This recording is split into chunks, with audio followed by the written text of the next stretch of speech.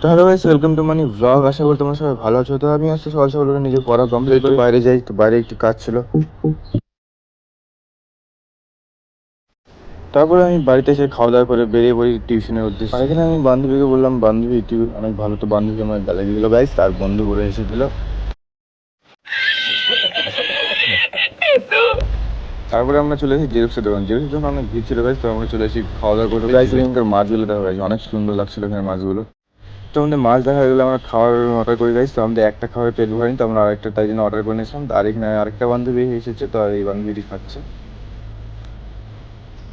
তারপরে আমরা জেরক্সের দোকানে চলে আসলাম। তো স্যার জেরক্স করতে দিয়েছিল, তো জেরক্সের দোকানে এখন ফাঁকা ছিল। তারপরে আমরা জেরক্স করে নিয়ে বেরিয়ে পড়ি গাইস। গাইস তোমরা একটা জিনিস দেখবে, তো আমার কাছে অনেক পয়সা হয়ে গেছে, হচ্ছে বলক্স। সব কিছু কমপ্লিট করে গাইস আমি বেরিয়ে পড়ি বাড়ির উদ্দেশ্যে।